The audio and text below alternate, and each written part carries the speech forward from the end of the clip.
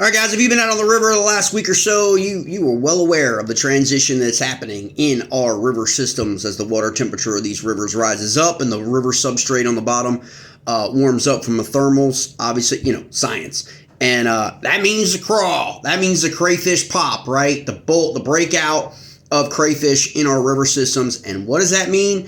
That means crankbait fishing. And that's like one of the funnest times of the year, whether you're throwing a lipless crankbait or you're throwing a square bill crankbait.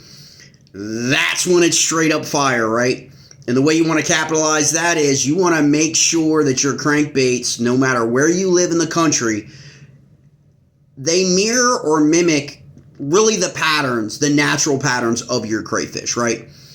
And that's like an important aspect of it. In terms of, it's pretty easy to fall into the trap that, I just need to throw red. I just need to throw Rayburn red. Well, obviously that may get you bit, but most places in the country, the crayfish never turn that Rayburn red color, right? They never make it to that red color, okay? They're usually olive drabs and browns and hinges, different kind of like of variations of those things, especially throughout the process of the season. And when they first pop in your river system, okay, they are not hot cherry, right? They are not cherry crawl. This is cherry crawl, okay? Hot cherry crawl in a Little John, all right? They're not this color yet. They may get to that color throughout the season, okay? But they don't start out this color when they first pop in the spring, right? And one of the custom manufacturers out there that I've had the pleasure of like watching develop over the years. I want to say it's like going on 5 years now, where you can go to the expo shows and you can see the development, okay, of custom bait makers, right? Especially in the crankbait niche. In the crankbait niche, it is an art form, okay, and the artistry, that we're seeing in the custom bait area in 2026 is absolutely sick. It's crazy. The evolution of where we've come, the evolution of the paints, the evolution of the epoxies, the evolution of like all of those things has changed the game and what custom baits are compared to like the Chinese baits made by major manufacturers, right? It's like night and day. And the beauty of it is these baits are painted by the people who live where these specific crawl species, if you live in Virginia or Maryland, on places like that, you've got 12 to 15 different crawl species living in your river systems. Okay, you've got the rusty crawl.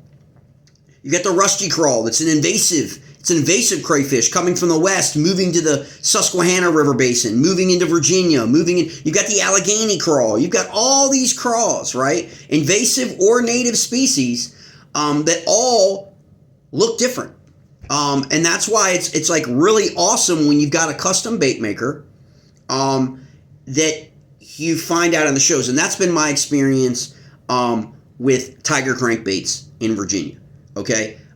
It's been a number of years, like I've said, and to see just a trajectory of the artistry develop. Art, like fishing, in my opinion, having, people who, in my own family who are into art or theater or drama, the more times you do something, the better you get. It's a lot like fishing. The more you fish, the better you become an angler.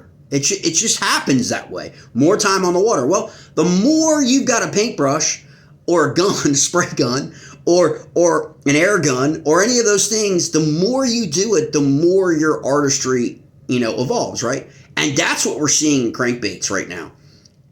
I mean, if you went to any of these expos this last season, it is taking it to a whole nother level. And when you're talking about crayfish, you have the opportunity to create the patterns that follow along with the development, okay, the life cycle of a crawl in your river system. So yeah, you can go out and throw, and this is a tiger crankbait, hot cherry crawl Little John. You can go out and throw a bright red crankbait today, and you may get bit. There's no doubt. It's like the biggest myth there is that, red in spring, right? When the crawl all break out, come up from the substrate and kind of move into the water column. But again, they don't start out this color, right? They start out more like this dill crawl from Tiger Crankbaits. They start out more with browns and greens, okay? Early in the spring, all right? This is how they pop, okay? And they come out in this color. This is an S crank, which is like a mega bass blank, okay? Crazy pattern. This is the dill crawl pattern from Tiger Crankbaits, okay? And so it starts out like that, and then you see it move into, for example, the rock crawl, okay? Browns and more brown and black and maybe some olive, all right? Okay, later on, a couple months later, as it begins to grow, and as it grows, we all know about the exoskeletons, right? And that's how the transformation happens with, and then again, the various crayfish species that you have are all different colors to begin with.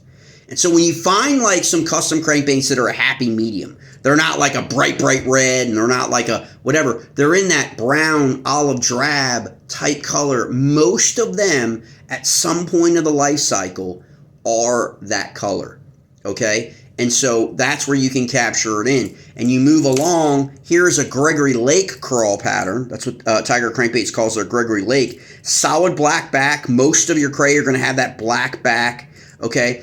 But then look at the detail on that. It's got some of that green. It's got some of that olive drab. It's got the brown. It's got the black. It's got a little bit orange red to it. And that's what happens as it goes through that life cycle of getting to this color.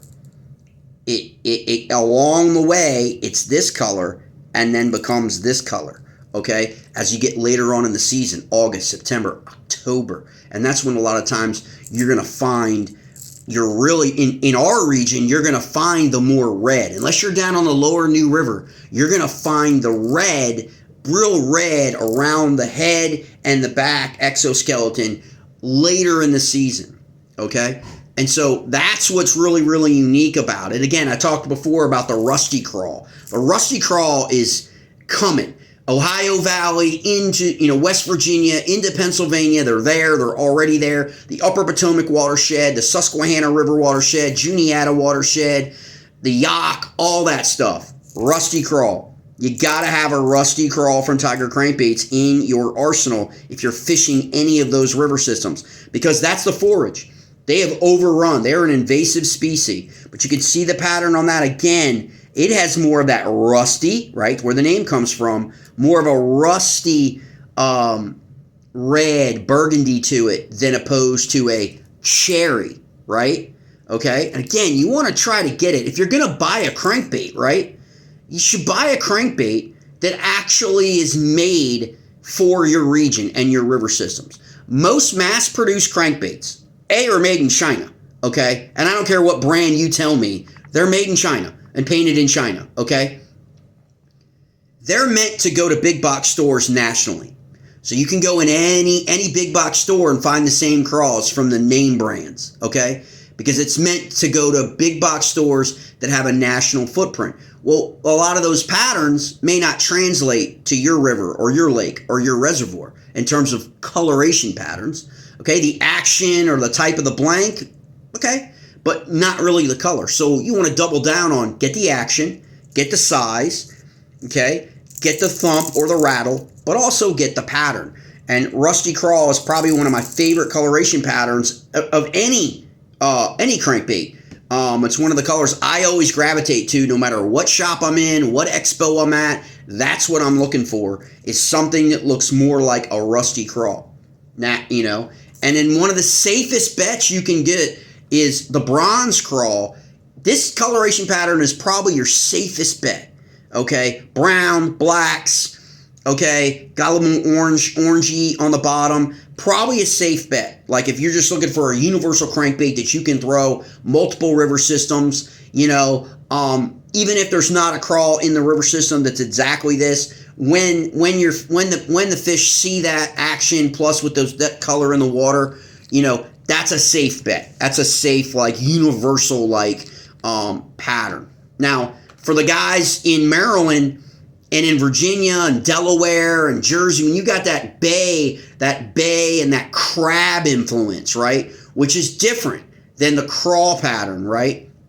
Upper Bay, Chesapeake Bay, lower areas that have crab species, you want to go with Greg's blue crab, okay? That's the pattern, okay? If you're in a tidal fishery, okay, this is more of a pattern that sets up exactly for that, okay? Because there's blue crab. That's a major forage for the fish species, your largemouth bass, for example, you know, in a tidal fishery like the Potomac or the James River, right? This is a pattern that's going to work for you when the crab are all out in the column and they're moving around on the bottom and they're active. The bass are going to be active, okay? Certainly can throw this in inland fisheries as well because of the action. It's got the same colors, right? It's got that green and it's got that, you know, brown olive on the top. Very, very similar to this. Same kind of colors, just kind of a difference. Got that blue in there because the crabs develop into that blue crab. But it's really unique in that regard. And so it's really cool to see the evolution. And it's really great to see in crawl because crawls are such a unique forage. I mean, shads all look alike. Like, you know what I mean? Like herring all looks alike. Like they just do. Okay. American shad, hickory shad, blueback herring, Tennessee shad. Like the shads to me all look the same. So to me, there's really, you know, but when we're talking crawl and you're fishing for smallmouth and you know they're feeding on crawl, you want to double down on as many things as you can, right? To get that big bite. And I think the pattern there is simple. I prefer those reds and those greens because that's what I know the fish see through their carnal lenses. That's what I know they see. They see red and they see green, okay? And that's predominantly what you see a lot in the crawl. That's why crawfish are fed on so much. One is the abundance of availability and the population density of your crayfish, but also they see them on the bottom moving as you know, more effectively because they see those colorations of red and green. That's what they see. Everything else is gray to them. Okay. So when you want to get into that kind of like next level, you want to go with someone you can actually see, you know, how many times when we were kids were we out playing in the creeks picking up crawfish, right? And it's kind of seeing and how cool they were, right? You shouldn't lose that curiosity as an adult. I sure haven't. Like I'm looking to see, okay, and taking pictures and sending them to the state for the biologists because I haven't seen a crawl look like this, or I haven't seen a crawl this big in April. Like, you know, and all that goes to like the science and the biology of seeing how our river systems are changing. But how you capitalize that on an angler is you go with understanding, okay, what's the life cycle of a crawfish? What's the life cycle of any forage in our river systems, right? And then building relationships with the very people who are actually producing the baits custom that fit that, right? Like this is what I've seen on my river. And then working with custom bait makers like Tiger Crankbaits to paint you colors that you're seeing where you fish, right? Why go down to a big box store and buy a bait on the peg, okay, that's a universal bait for the entire country, but doesn't look like anything in your river system, okay? That's what I mean. That's the game changer that a custom bait maker offers in terms of evolution. And things may change for, you may like today, you may not be a swim bait angler, right? You may not throw big baits today. But maybe you evolve as an angler to where you move into that and you also have a relationship with a custom bait maker like Heidi at Tiger Crankbaits that she can paint you a swim bait that mirrors whatever pattern that you're looking for at your lake, say a herring. Herring are becoming increasingly abundant in, say, Virginia reservoirs, right? Maybe you don't have anything, you can't find anything at the big box store that looks like the herring that you're seeing up in the creeks, right? That are moving, or the shad, or whatever those things are. You can take a picture, you can locate them, find out from the biologist, okay, what's in the lake, what's up in that lake, because, like that, and then get a picture from the state biology or off the internet, send it to your custom bait maker, Heidi, in this regard, and see if she can match a coloration pattern. Then you take that out to your lake, and then you catch a 5-pound largemouth bass, up around Fredericksburg and one of the abundant lakes being stocked in that area. And how's that gonna make you feel, right? Like, there's nothing better than being a part of a process of designing a bait and having that bait catch fish. Like, that is fundamentally so much more enjoyable than just going to the big box store and buying some bait that's sold at every big box store and going out there and catching a fish. For me, anyway.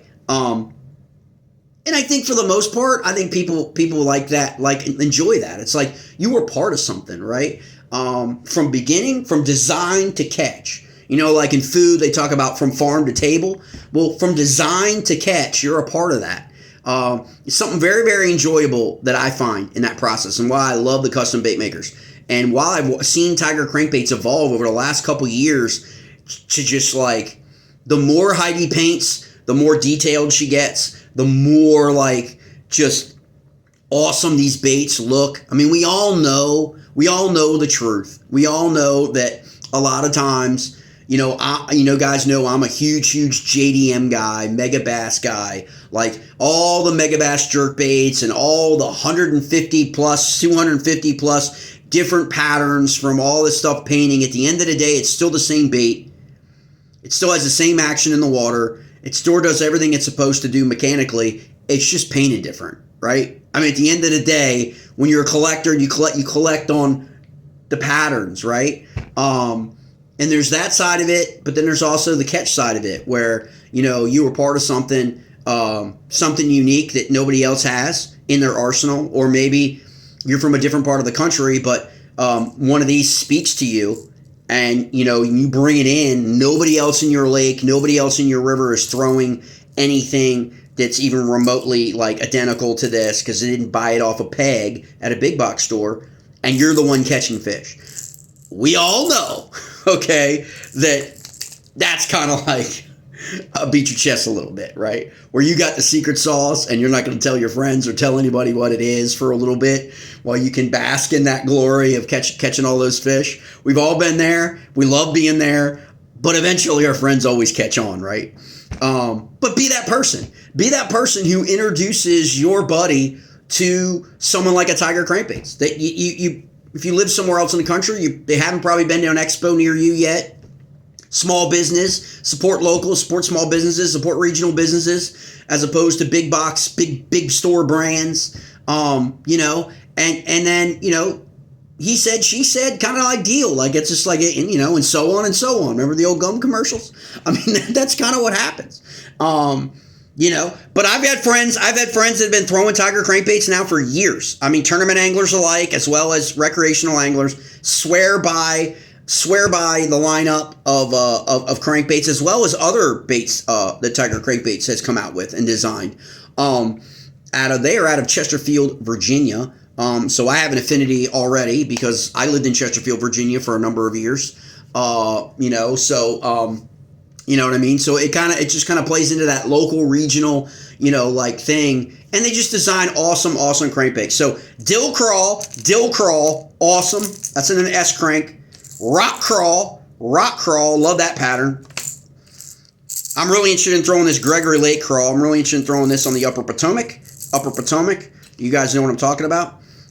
Again, hot cherry crawl later in the year, but you can catch a lot of fish right now with it. During the spring when they're everything's going on. But this one for me screams fall or the New River. Okay, parts of the New River where their species, the New River cray, they are a lot more red. Okay, so that speaks New River to me. If you fish that, then obviously the bronze crawl, pretty universal crawl pattern. If you've followed this channel, I have tons of crawls by a dozen different custom guys, as well as some big name guys. Similar patterns like this, maybe Willamette, things like that do custom lures. You guys know about that. Rusty. Reach out. Get a rusty crawl and watch it be a game changer for you, especially if you're fishing Pennsylvania, Maryland, and in Virginia. Or any of the Ohio rivers, it's moving, like I said, it's moving east in abundance the last decade or so. Very invasive species. And then, of course, Upper Bay, always a challenge, right? If you're in a bass fishing tournament, Upper Bay, go with the blue crab. Tidal James River, tidal Potomac. Can't go wrong with Greg's blue crab in a bunch of variations. And again, guys, one of these patterns may stand out to you, and you can get these in any number of formats if you reach out to Tiger Crankbait. So maybe you want the blue crab in a lipless crankbait, right? Maybe you want it in a deep diver. Maybe you want it in a 6 to 8 foot or a 10 to 12 foot, those things. You know what I mean? Square bill versus like, a jerk bait, right? Whatever it is, that's when you get that coloration of your forage dialed in, that's when you can expand your arsenal with, okay, I got the square bill, I got a diver if they're lower, I've got a jerk bait if they're hitting top water. You've got it in your arsenal, because you're just not going to find that at a big box store, guys. You're not. A depth of a lineup of colors that you discern out on the water. When you're out on the water, this is what they're hitting today, right? As opposed to what they were hitting last week. But you've got the forage dialed in. The forage isn't going to change in your river system, okay? It's always going to be there. It's just a matter of where the forage is. Sometimes they're in bait balls. Sometimes they're out spread out separately. Sometimes they're up in the creeks, right? All that stuff. Your forage isn't going to change. But where that forage is located, how that forage is behaving is what changes. And that is what is going to determine whether or not you want to go with a tighter wobble with a knocker to draw them in, or you want to go with a smaller one with a rattle, okay, to draw them from a longer distance. Remember, sound, vibration, then color, okay?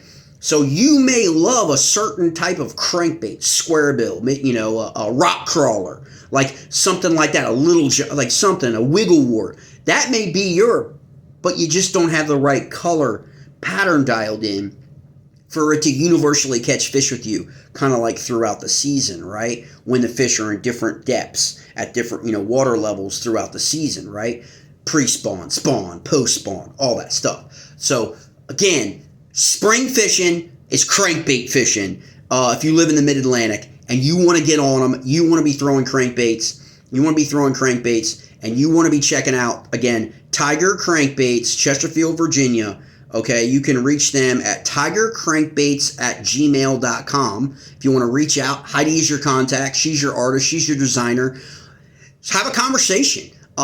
Get some photos and what's available, currently, or design your own. But this is a baseline of stuff. I mean, she's got it covered.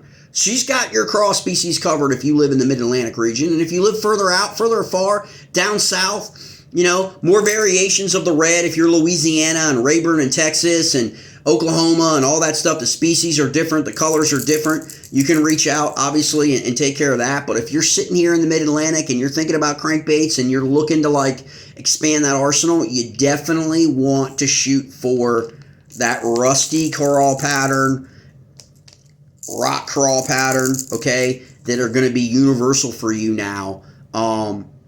As these cray, their life cycle begins in the springtime. And they break out of that substrate, and you start seeing all those holes on the bank, right? You start seeing all those holes everywhere. Something came out of there, right? And then that's how you know that the crankbait bite is on. So reach out. Tiger Crankbaits. You can find them. I believe you can find them on Facebook, TikTok, all that good stuff. Check it out. You can go on my TikTok page. And also see a bunch of videos of different baits from them before. Just look in the profile. You kind of go scroll through, but you'll see a bunch of colored crankbaits from those guys.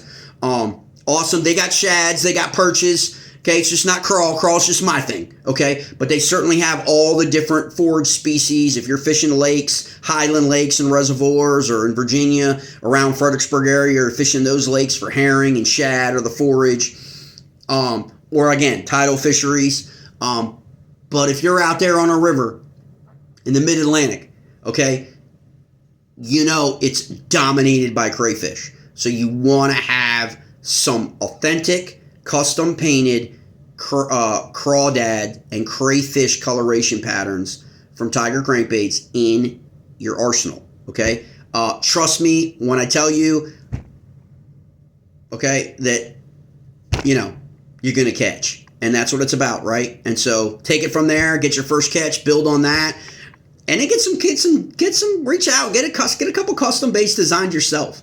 Have a conversation while you're at the diner and talking to people about you've had a bait custom designed with a custom bait maker that's catching you fish, and that conversation will explode. Okay, word will spread really quickly. Okay, and people will be reaching out. Hey, what's that color you were throwing? And then you got to decide whether or not you want to give the sauce up or not. I'll leave that up to you guys. All right, I'll see you guys next time.